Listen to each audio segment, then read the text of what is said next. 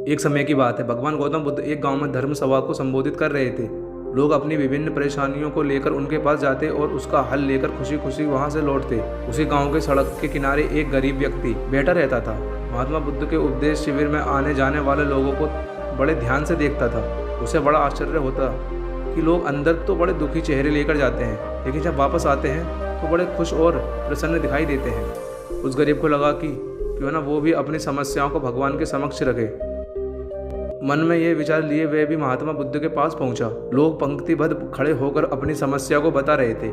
जब उसकी बारी आई तो उसने सबसे पहले महात्मा बुद्ध को प्रणाम किया और फिर कहा, भगवान, इस गांव में लगभग सभी लोग खुश और समृद्ध हैं, फिर मैं ही क्यों गरीब हूँ। इस पर उन्होंने मुस्कुराते हुए कहा, तुम गरीब और निर्धन इसलिए हो क्योंकि तुमने आज तक किसी को कुछ दिया ही नहीं। इस पर वह गरीब व्यक्ति बड़ा आश्चर्यचकित हुआ और बोला, भगवान, मेरे पास भला दूसरों को देने के लिए क्या होगा।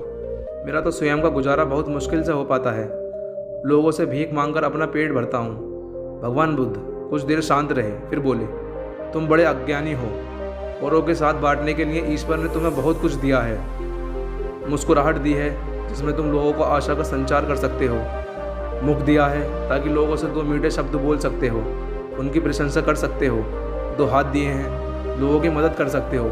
ईश्वर ने जिसको ये तीन चीज़ें दी हैं वह कभी गरीब और निर्धन हो ही नहीं सकता। निर्धनता का विचार आदमी के मन में हो जाता है, ये तो एक भ्रम है, इसे निकाल दो। कभी भी मन में निर्धनता का भाव उत्पन्न न होने दो, गरीबी अपने आप दूर हो जाएगी।